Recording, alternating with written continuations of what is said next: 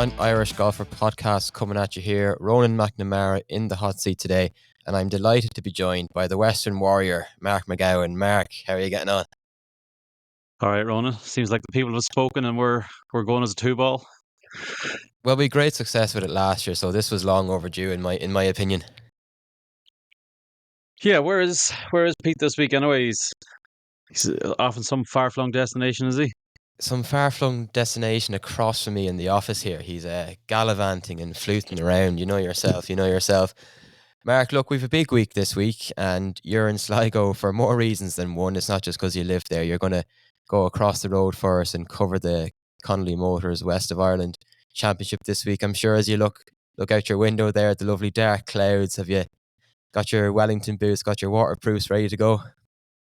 Yeah. Well, it's actually not the worst day in the world here. It is slightly wet, but compared to pretty much all 5 days we had last year, there's a great weather. But but yeah, I think the forecast for the week is sketchy. Let's say, fingers crossed. Fingers crossed that God smiles upon us and gives us a little bit of clear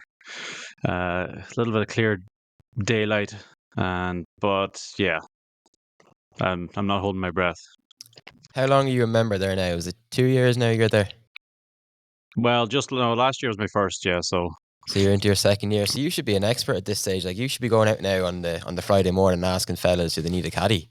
Members knowledge and well, all I mean, that. look, I don't know if they could afford me, to be honest. Yeah, no, last year I didn't. I was pretty much seeing the course uh for the first time, more or less, of the week of it. But yeah, I've actually even played a ton of winter golf this year, which is the first time I've ever done that. So yeah, I'm very very well up on exactly what's out there. So yeah, look, if anybody wants a few pointers on how to get round and how to get a winning score, I'm available. Give Mark a call. He'll be there Friday to Tuesday. And he's cheap as well. So before we kick things off on this podcast, we'll just park the amateur stuff to one side. Today's pod is sponsored by Flowgas, making greens greener. These guys do fantastic things for all levels of Irish golf, whether it be sponsoring tour players or even sponsoring some of our amateur events. So we'll kick the West just to one side for a little while, and we'll kick into PGA Tour champions, because we have another Irish winner. That's now a 7-time winner on the Champions Tour at just 52 years of age. It's, of course, none other than the legend himself, Padraig Harrington. And Mark, I think it's fair to say this was a real trademark Padraig Harrington win. Absolutely. As Harrington wins go, this was as Harrington a win as they come. I mean, what a what a man! I mean, like, he's just absolutely box office material for any time he's near the leaderboard or near the top of the leaderboard in a tournament, because it's not gonna be straightforward. He's gonna do it the hard way, and yeah, he certainly did it the hard way this week. Just I mean, he's a national treasure. We're so fortunate in this country to have an ambassador for the game like Harrington, and just anybody. I mean, I don't think it was available to watch here unless you were like utilizing an old dodgy streaming service, which I can neither confirm nor deny that I was, but it was fantastic to see. Absolutely brilliant. Like, classic Harrington, the double bogey on 16. Tournament's over, you're done, you've blown it again, Paddy. It's like back in the old days. And birdie finish, 14 under par. And even the putt on the last birdie, like, that putt's just not going in the hole, but somehow, as he always seems to, he just kind of wills it in, and the teeth are clenched and the fist pump's going 90 and it's all over. Then all of a sudden, like, it was just a throwback to like the Harrington of yesteryear back in his heyday. Yeah, I think the winning putt did the full lap of honor of the hole before dropping. But I mean, but even like as soon as he'd finished, um, as soon as he'd won, he went straight. He was interviewed more or less like before the interviewer pretty much was on the green, but then 30 seconds of him shaking hands, and he was talking, and he just talked like he said, he he never does it easy. He's like, he says like his best, his best stuff comes out whenever he's faced with a difficult challenge.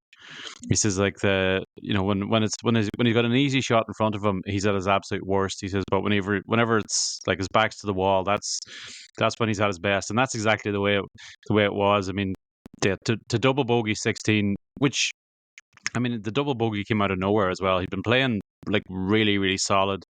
Um, missed a like missed a shortish enough eagle putt on 15, just pulled the putt a little bit low. Um, but like this is going to be routine.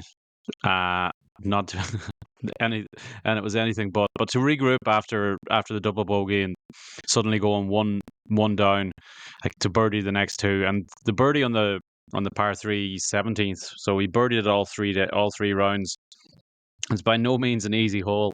Jimenez that was playing along with him bogeyed it, but his shot was just right over, just slightly left of the flag, exactly where you want to play it to, and a 20-footer downhill roughly that it just died in the front door. It was fantastic. I mean, I was sitting watching. I was like, if Harrington, it was pretty late. I was like, if Harrington wins this, I'm gonna have to bang out the report on it right away. If he loses, I could probably wait till morning. And so once he double bogeyed, I was like, oh, pretty much getting, you know, getting set for bed.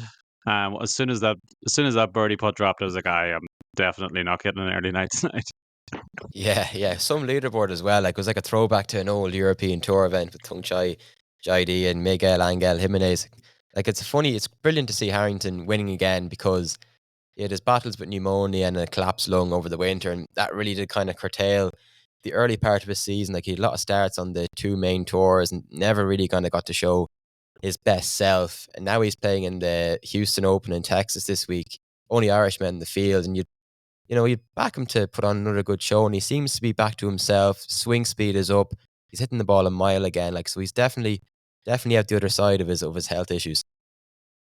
Yeah, and he's back shooting crazy videos on the range before going out to start the tournament. I'm sure most people listening to this have probably seen him trying to emulate Scotty Scheffler with the dancing feet before hitting the ball. It was again classic Harrington. You had uh, if you watch the video, then there's like all the rest of the players in the range behind him are stopped. They aren't hitting shots. They're just like staring at him, all kind of thinking, "Is like, what is this crazy lad up to?" So yeah, right back, classic Harrington.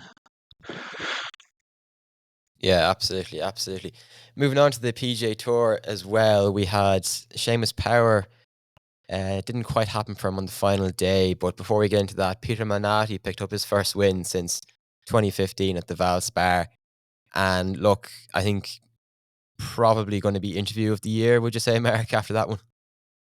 It's yeah. I mean, it was you hear a lot there's a lot of stuff talked about how it's all about money for golfers and everything. And even though he did pick up a check for $1.5 million, which incidentally is more than he's ever earned in any of the previous 9 years playing on the PGA Tour.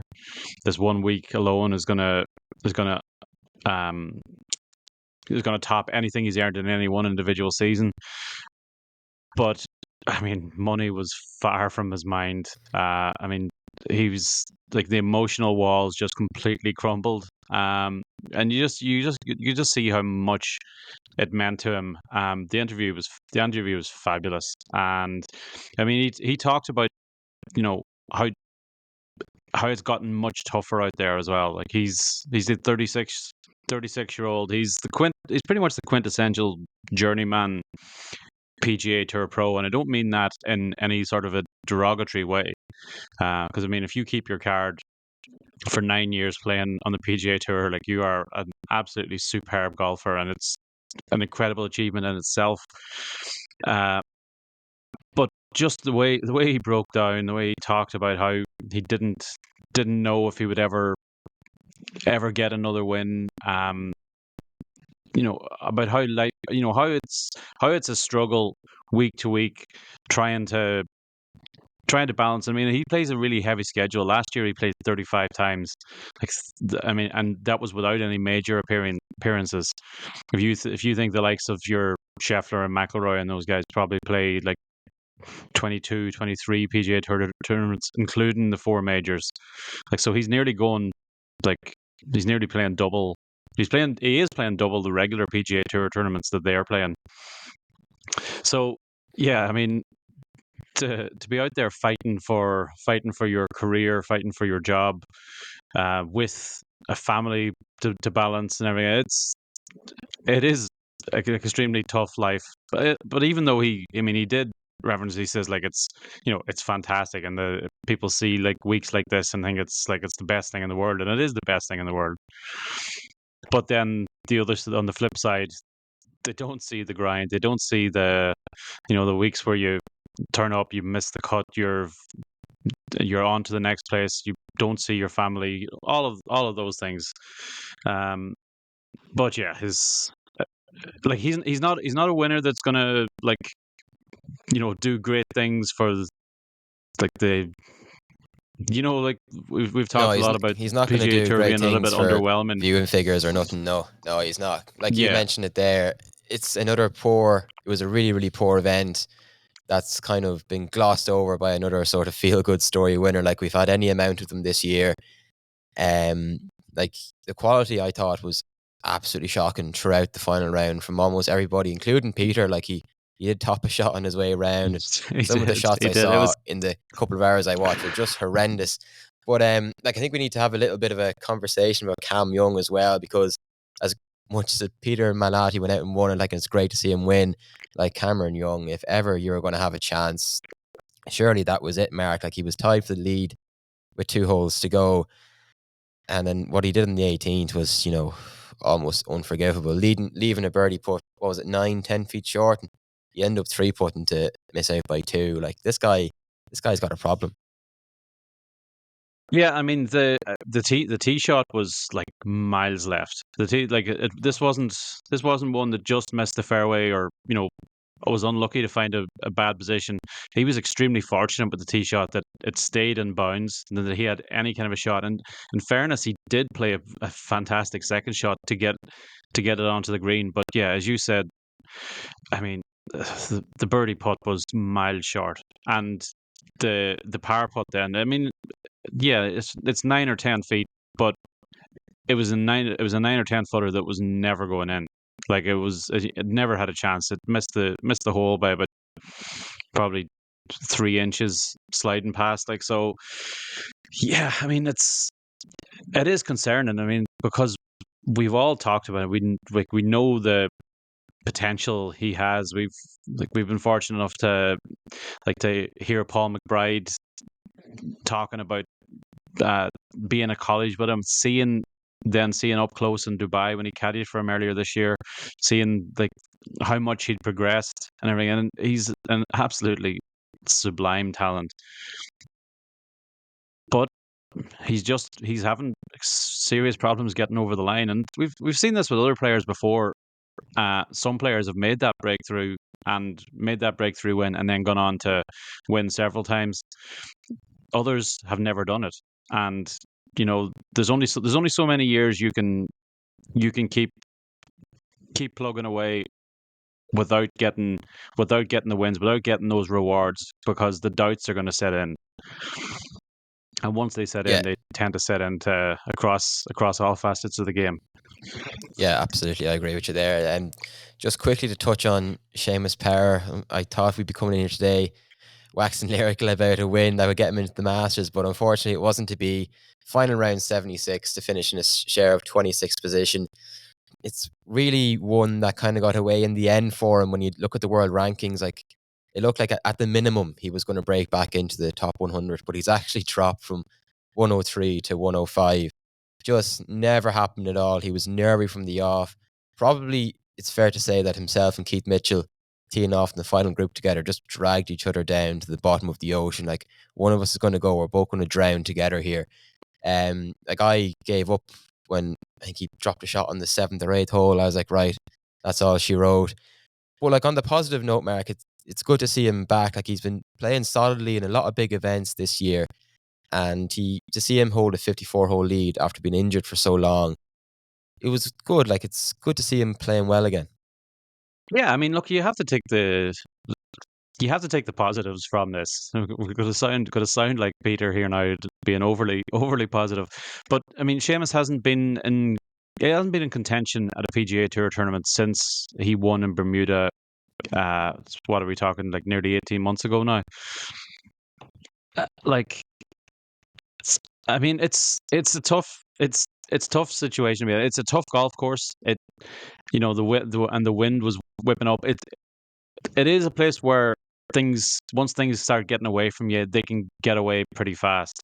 And yeah, as you said, Mitchell and himself seem to really drag each other down. Interestingly, the day before, Power had been playing along with Justin Thomas, who had like a horrific day as well. Now Power managed to keep it together and like get himself into the final group, but that was 2 days in a row where he was playing along with somebody that was just self-destructing on the course. So unfortunately, on day two, he wasn't able to rise above it. But over the course of the week, I mean, he didn't do anything spectacularly well. He was just really, really solid with every aspect. Putted very well in round one, and the rest of his stats were really good. Hit his irons, or his approach game was really good on round three, and everything else was really solid. But then just on the final day, everything was poor. I mean, he didn't drive it well. He didn't hit his approach as well. He was poor around the green, and he putted terribly. So that is a list of ingredients that are only going to see you go one way on a leaderboard, and that's down like a stone. Yeah, no, that's not what you want. And in fairness, Keith Mitchell, he has a bit of a reputation for letting the shoulders droop a little bit after a poor start. But just going back to what you said about Justin Thomas, like, this was a remarkable day on the greens for JT. So he ended up taking 38 putts during his third round. He holed just 22 feet 10 inches worth of putts, made 7 bogeys and a double to post an 8 over 79. It was the worst score of his year so far by 4 shots, and the highest number since first round 82 at the Open Championship at Royal Liverpool last summer, which I'm sure a lot of people have refamiliarized themselves with after watching an episode of Full Swing. Like, for JT, probably not what you want with the Masters just around the corner, but like, he is a bit of a streaky putter, to put it, kindly to him. He's not a great putter, really. Yeah, exactly.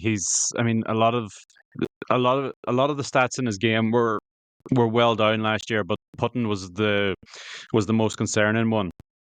I mean, it really he probably struggled as much on the greens last year as Scotty Scheffler did. It's just that he wasn't striking it fantastically tee to green and doing everything but putting well. So, yeah, look, I definitely wouldn't be going back and Justin Thomas to win at Augusta at the moment. Anyway, interestingly as well, that so in the strokes since the ShotLink data came in, that was like the 35th worst putting round ever recorded, and there's been over 240,000 rounds measured in that. So when you're in the bottom 35 out of 240,000, that's a pretty bad place to be.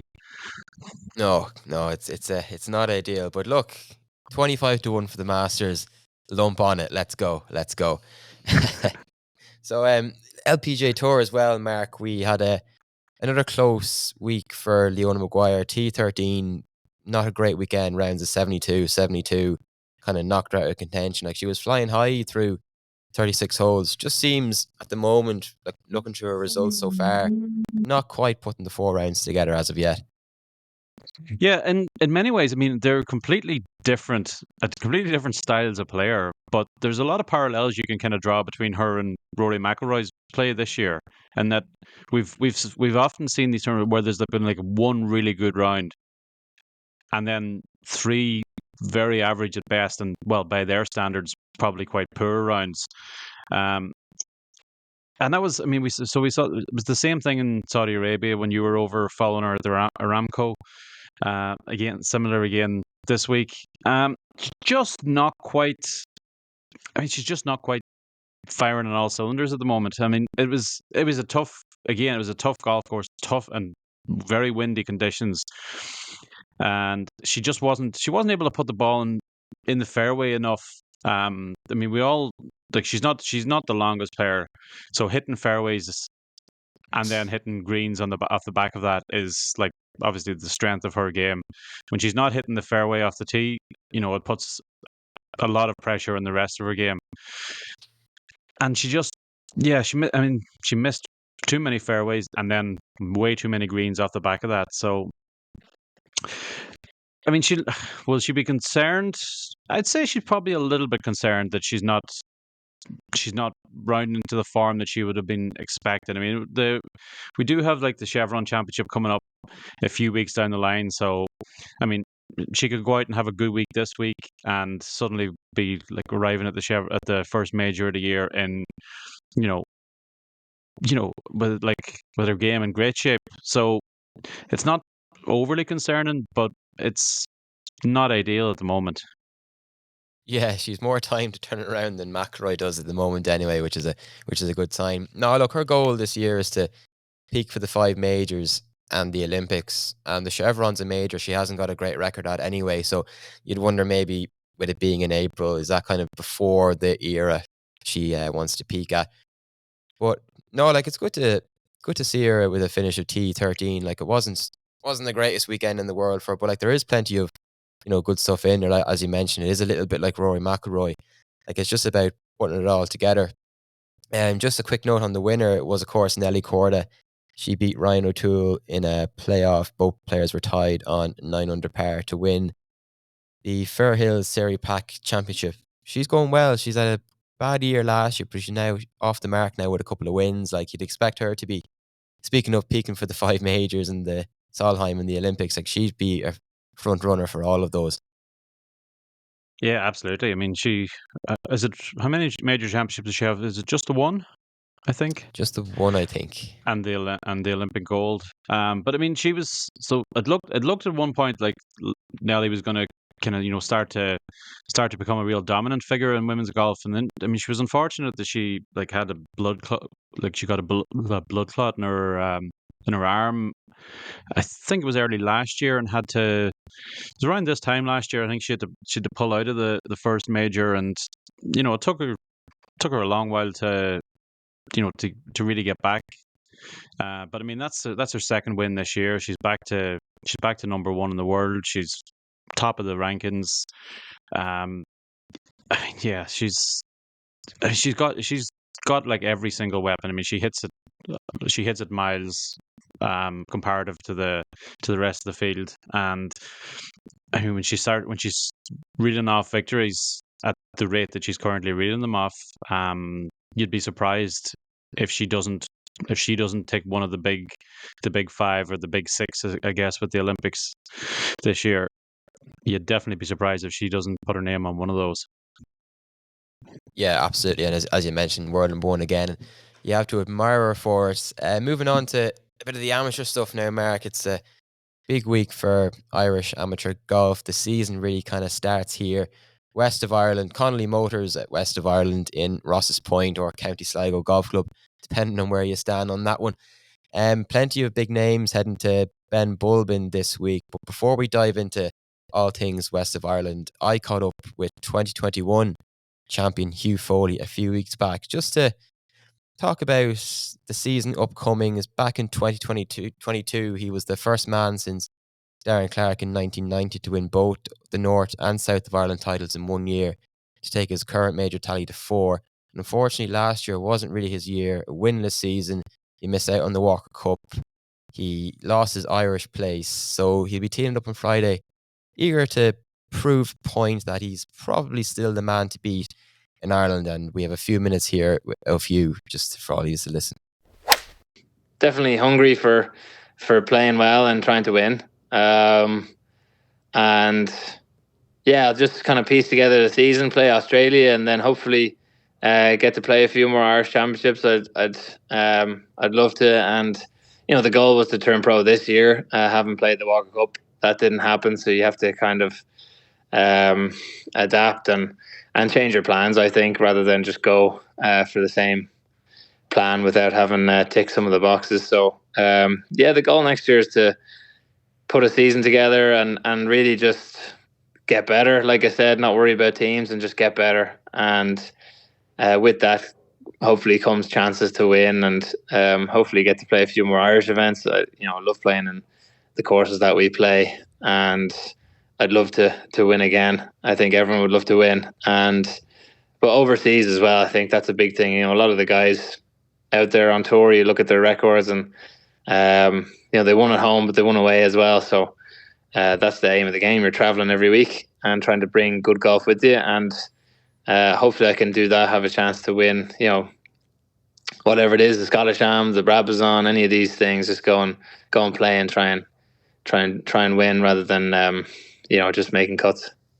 Yeah, would you like to win the Irish Am this year? I know it's in Ross's Point where you won the West there previously. Like, what are your thoughts on the move there? And I suppose from your point of view, it'd be a great chance to win it because you've threatened to win the Irish Am over the last few years, but it's just not quite happened for you. Yeah, of course. Yeah, I like Ross's. It was my first. I came 7th in the Irish Am there in 2018 or 19, whenever it was there, and that definitely kicked me on.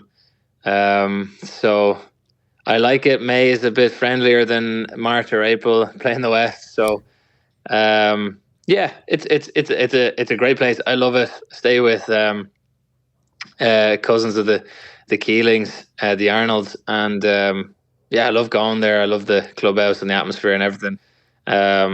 In terms of internationals, it's a little bit of a trek for them across to the West, but it's doable. So hopefully we get a good field. And again, if ever you're asking, would you like to win something? I'd say yeah. It doesn't matter what it is. So it'd be great. Yeah, the closest I came was the European Club. And I have a dig at Peter O'Keefe every time I think about it. But it'd be great to, of course, win your National Open. Yeah, it'd be amazing.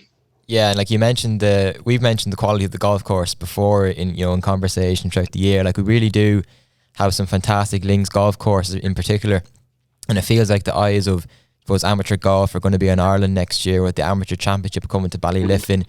You've got the 2024 Women's Amateur in Portmarnock, Palmer Cup in Lahinch. Like, it's a great chance for us to get some real international world-class events onto Ireland and, showcase our great golf course, because we really do have, brilliant championship golf course, as you well know by playing on the schedule. Yeah, the courses are brilliant, and to play them on a schedule is we're so lucky. And because you chat to the guys in Scotland and England, and Scotland have Muirfield now, but it's the first time they've had their national championship at like a really top course in a while. I think it just attracts the field straight away, and to have all of ours on great courses. Chatting to the English guys and Welsh guys and Scottish guys, like, they're always keen on coming over, and you do see it. Like, James Claridge won the West last year. That's just from lads chatting to them, saying how good the courses are, and compared to what they play. So we're very lucky in that regard. And Ross's it's a beast of a course off the championship tees. It's it's well over 7,000, so it's a proper test. It just depends on what weather we get up there for May, but and Ballyliffin, I was when that came out, I was kicking myself because I was going to be pro in my head and miss it, but I'm definitely looking forward to that now. Again, that's a real beast during the summer when the rough is up, and that'll be amazing. Yeah, and I'm sure obviously you want to go and win that, but like, it's really exciting to have the best amateurs coming to Ireland, and I'm sure yourself and a lot of the Irish boys will be chomping at the bit to go and try and win the amateur. Like, there must be a bit of an extra incentive there for the lads to go and try get one over the line there. Yeah, it's brilliant. Yeah, to have the Amateur Open in Donegal, it's brilliant county, brilliant golf, and we played the Home Internationals there on the old course. I've played a few scratch cups on the Glashidi, which is a great track. It's one of my favourites. it was one of my first championships that I ever played. The Irish closed there in 2017. I think Alex Gleeson won it, and I shot millions. TJ Ford just reminded me there the other day, 81, 86 or something like that. But yeah, it's a serious test, and hope we 100% will get an amazing field. To get lads from all over Europe as well as Asia, and hopefully we can get some Americans over. Myself and Matt were chatting to a few at the Western Am and US Am who said they'd love to go and play St Andrews and then the British Open. So yeah, it's brilliant for Ballyliffin and Donegal and Ireland.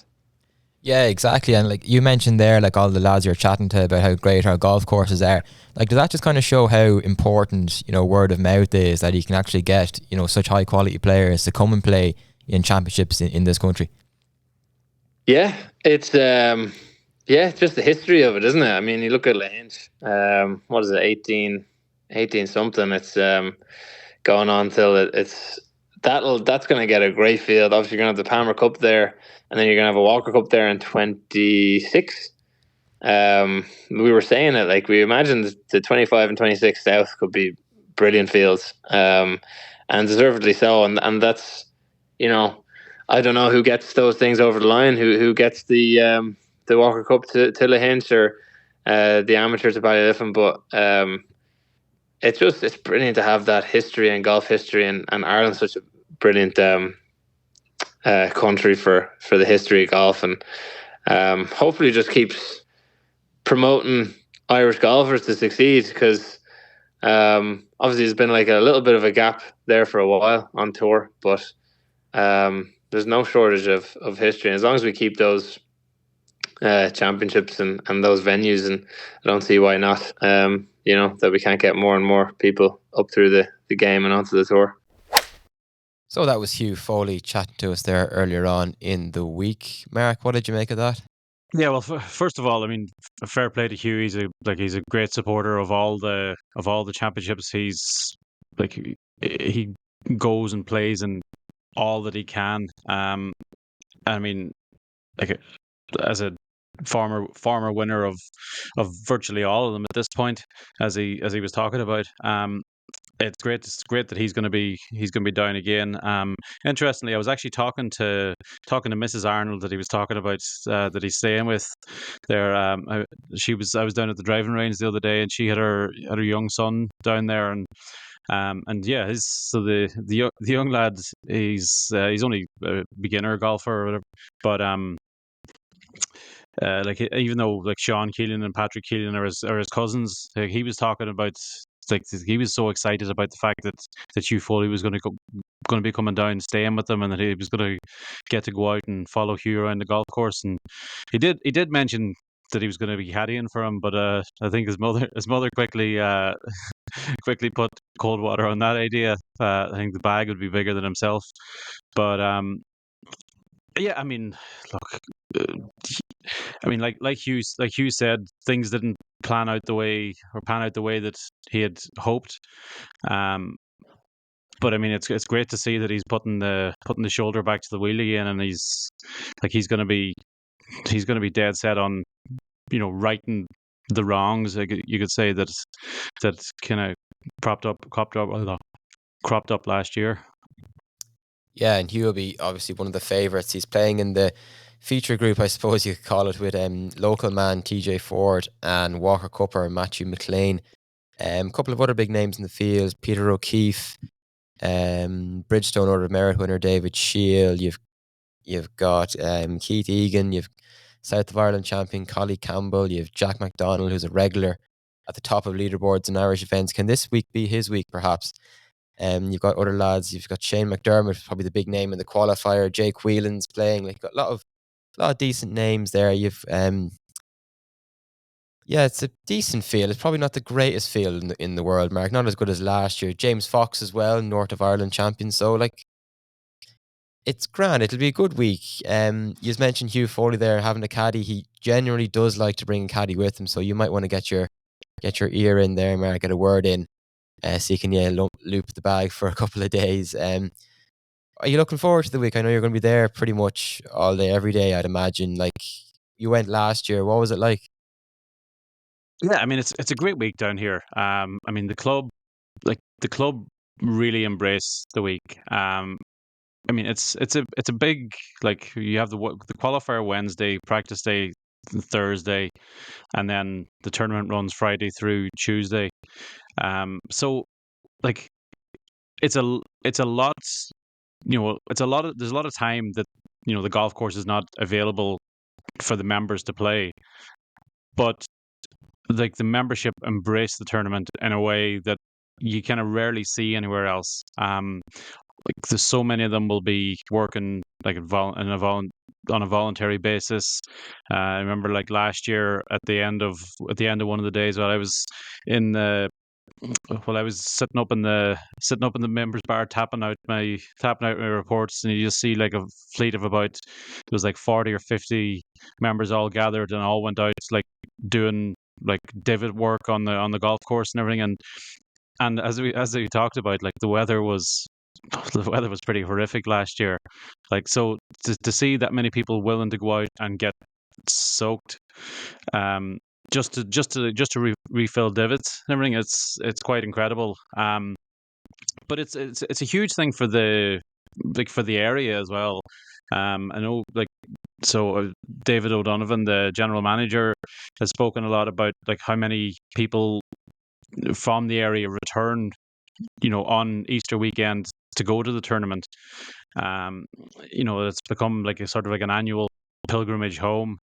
Um, and like I've spoken to so many people from around here that don't necessarily play golf, that aren't involved in the club in any way, but they all talk about the West of Ireland. They all go out and watch it, and so many of them have like talk about memories of watching a 15-year-old Rory McIlroy playing there. And it could be one of those ones where like everybody claims they saw it, even though they maybe didn't. But yeah, it's a great tournament for the area, great tournament for the golf club, and yeah, I'm seriously looking forward to it. Yeah, it's a brilliant, brilliant week for everyone down in Sligo. And you mentioned there the community spirit, which I suppose is really what amateur golf is all about, embracing the event and everybody willing to give 100% just to help in any way at all. Like TJ Ford, local man there, former South of Ireland winner, he spoke about going around getting towels signed by like the likes of Rory McIlroy, Shane Lowry when they were youngsters, going out and caddying. Now he's playing in it and he really, really wants to win it. Like it's his major championship. It's always on at a special time of year as well. And plenty of memories, I'm sure, in the clubhouse of watching the West in the afternoon and sticking around to watch the Masters in the evening. Won't quite happen this week, but no, it's just a really, really special event and it's brilliant that it kicks off the Irish amateur season. Just a quick one, Mark. The last couple of years, we've seen the format played in 54 holes of stroke play, with the top 16 going through to the match play or the knockout stages. It's back to the traditional format this year of 36 holes of stroke play, with the top 64 going into the match play. And we ran a poll on our social channels a few weeks back when Golf Ireland announced this, and I think over 90% voted in favour of the change. And a lot of players have been given the thumbs up as well. Like Collie Campbell said, the reason he hadn't played in it in the last couple of years was because the format wasn't what he wanted to be. What do you think of the format change? Are you for or against? Well, I mean, I can see both sides of it. I can see like I think the reason why they tried with the 54 hole stroke play is because we see so many of the international amateur tournaments, and once you get to once you sort of like break into the professional ranks, it's all stroke play. So trying to perhaps better prepare some of the leading amateurs for that transition, or maybe for the international competition, or that transition into the professional ranks, like the additional round of stroke play was probably beneficial in that regard. But at the same time, like 50 or 54 holes with only 16 players advancing, I think it's a little bit too cutthroat. Having 64 advanced now, you know it's going to make it much more of an exciting spectacle for for supporters. And I mean, like last year, I guess you had a lot of guys coming out to play their third round, knowing that there's no chance that they're going to break into the top 16. They're too far back, so like they're effectively playing for very little. You had a few players withdrew in that scenario, and I mean, yeah, look, I think it's a much better format as a spectacle, and I can understand exactly why the players prefer it this way. But I also, like I said, I understand the logic behind trying it. And look, you got to give your or tip your hat to to Golf Ireland for trying it.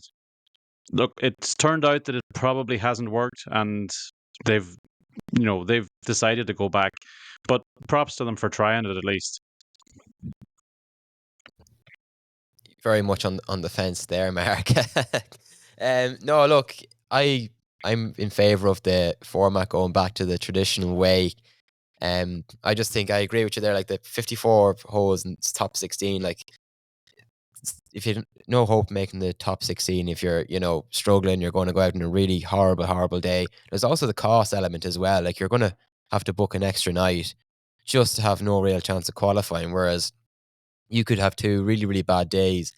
Then all of a sudden, one good round could pop you to that 64th and final spot. And I think 64 players playing match play opens it up for, a lot of upsets. Like I remember the first time I went to actually cover the West, Alan Hill was in Maynooth University, still is.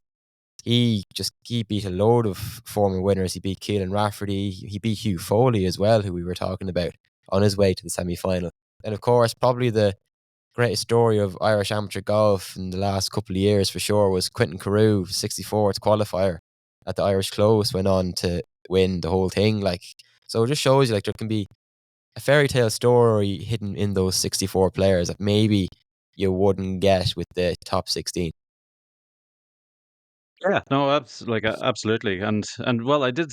You've accused me of sitting on the fence there. I did say I was in favor of it. I said I could see why they went, why they tried it, but no, I do come down one side of the fence. I am in favor of it going back to 64. You're in bounds. You're in bounds as far as we're concerned And there. as well for spectators, it's every single match that's out there, every group you're watching, like you can tell exactly what's happening, what's the state of the match. You if you're just out there and you're kind of like randomly watching groups go past, like you may not know, may not have any idea who you're watching or where they stand in the tournament or anything, but like every individual hole matters obviously in a match play thing. So you can stand there in the same hole and watch 10 groups coming through, and like every single hole is significance in that. You can take a match and follow it all the way to the end, and you're not worried about the fact that maybe somebody's shooting a low score out there and you're not seeing that, because the match that you are following has like huge significance in itself. So from a spectator's point of view, absolutely it's the right decision. Yeah, absolutely. And just scrolling down to the field, I know I mentioned it was a decent field, but it's probably not one of the stronger ones for the West this year. Just a couple of little things. We had a lot of top players who've gone on to turn pro, like Rob Moore and Mark Power, Alex Maguire. Rob Brazel, I know, was preparing for Sunshine Tour Q School, so probably a few days out in the wind and rain wouldn't be the ideal preparation for that. We're also missing quite a strong Maynooth contingent with the RNA Student Tour Series finale at St Andrews taking place this week as well. So we've got we would have had the likes of Alex King, Alan Hill, David Kitt, Owen Murphy, Owen Sullivan, Jack Hearn, of course, a big player on the scene, Liam Abom, Ryan Griffin, of course, would have been one of the favourites, maybe get a top 10 there. Simon Walker. Incidentally, Ryan Griffin tops the order of merit going into the final event, as does Kate Lanigan in the women's section, and the leaders after the final event of the season will get Palmer Cup places. So it's probably a shame with the clash. I mean, we raised that issue with Golf Ireland at their media day last week, and sometimes there's just nothing you can do about it. But it just shows like we've got great depths in both events, I suppose, this week. Yeah, I mean, look, the West of Ireland's always held over Easter weekend. So, I mean, as we all know, Easter dates change year to year. So it is unfortunate in that regard. I mean, you've also got with the defending champion, James Claridge from England, isn't going to be back.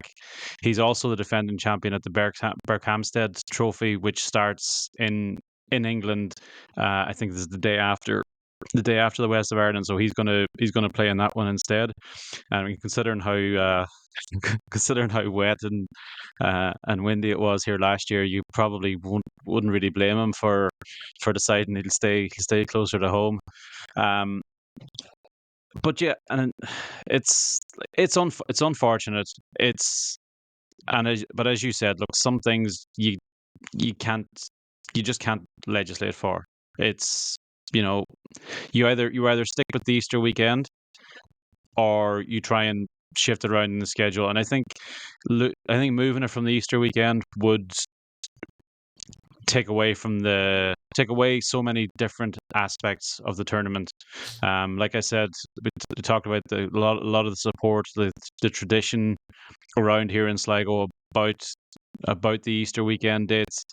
Um, yeah, look, sometimes just something's got to give, and unfortunately, it's not as strong a field as we could be. But at the same time, you reeled off a load of names there earlier on. We've added to that. I mean, you got Barry Anderson, who's 2017 West of Ireland champion, and got to the final last year.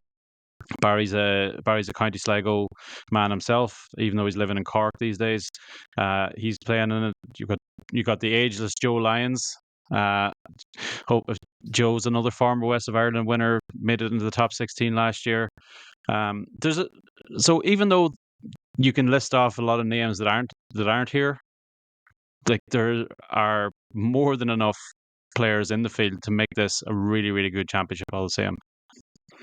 Yeah, 100%. I agree with you there, and I'm sure you'll have an absolute ball, Mark. I hope it rains. I hope it's absolutely freezing. I'll be sitting in the comfort of my own home, reading your reports and looking at some of the videos you're going to be putting up. Just on to round up. Sorry, before you get there, I went out. I played on Saturday. We were up like first group off in the morning. It was like 40-mile-an-hour winds, and we were halfway up the first. It was kind of one of those mornings where you woke up and you were kind of like everybody in the group was waiting for somebody else in the group to send the text saying, let's call this off. But obviously none of us wanted to be that guy, even though we all wished somebody was that guy. But anyway, we were like halfway up the first, and it started a hailstone, and like the hailstones were just hitting you like bullets. But we soldiered on, played. Didn't play the full 18, but we played most of them. But I think every single one of us were thinking is like, please just praying to God, please let the weather be better than this next weekend. Yeah. Well, look, you'll have to touch wood and do a lot more things to guarantee that. It's Scratch Cup season this time of year. We had a couple over the weekend. The cut-off point for the Laytown Bettystown Scratch Cup was plus 1.9. So for anyone who went around to watch that, I'm sure the standard was unbelievable. It was won by Keelan Rafferty. I mean, you might as well give this fella the trophy at this stage. Won it in 2022, beaten in the playoff by Richard Knightley in 2023, and he shot a second round of 65 to win for the second time. He trailed on 11 under par. Sorry, he trailed by one after morning 66. And he was bogey free in his second round, won by 3 shots from Kevin LeBlanc in second. He had 10 birdies and an eagle across his 36 holes, with 1 bogey coming on the par 4-6 in round 1. Played his last 27 holes in 11 under par as well. And then Edmondstown's Anna A. Baum was the last woman standing in the Royal County Down Ladies Scratch Cup. She carried rounds of 75 and 79 to win by a slender margin of 1 shot on 2 over par. And then just tipping across the water to the States, Sarah Byrne, playing in her last regular season event as a collegiate player from Miami in the Clemson Invitational, had a top 5 finish. Just seems like every day, every week, we're putting out good news articles about Sarah Byrne. Yeah, I mean, she was named golfer of the month for for February, which is the second time she's achieved that award this year. I think it's the first time anybody's ever been named it twice in the same year, twice in the same college year. So yeah, I mean, she just continues to go from strength to strength. Not sure Sarah. I think this is her second year that she's finishing now. So I mean, possibly another 2 years of sort of like honing her skills on the collegiate circuit, and I mean, she looks a shoe in to progress to the professional ranks and like immediately start making waves. Yeah, hopefully is right. Good to see the women's game in Ireland getting stronger anyway, like a great cohort of top amateurs coming behind the likes of Lauren Walsh and Olivia Mahaffey. So hopefully Leona and Stephanie will have company on the LPGA Tour over the next 5 to 10 years. Mark, before we wrap things up, I just wanted to let you know that you mentioned you were having your coffee and you were banging out the reports in the members bar last year. You may get in touch with Golf Ireland and see how they let you into the press room this year, because there is a press room. You don't have to slum it up there with all the public. Hey, I'm a man of the people. I like to get my. I like the sweat and the sound of food and cutlery and pints getting pulled and maybe the odd pint getting dropped down to me. You know, those are the things you don't get when you're in the press room. No, definitely not. If anyone's there this week and sees Mark, you might drop him down a nice pint. It'll have to be 0-0 though, because you've got 10, 12 reports to write daily, Mark. That's what I'm expecting. Well, I'm a man who works best when I've got a little bit of a buzz on. Don't we all? Brilliant, Mark. Thanks very much for joining me today. And look, I hope the rain stays away for you this week, and I hope you get on really, really well. Anyone can check out irishgolfer.ie. You can check out our social channels for the reports, and I'm sure Mark will do plenty of photography and a little bit of videoing as well. So thanks everybody for joining us today. I hope we didn't bore you for too long, and we'll be back to the usual 3-ball hopefully next week, if not in a couple of weeks. Thanks a mil.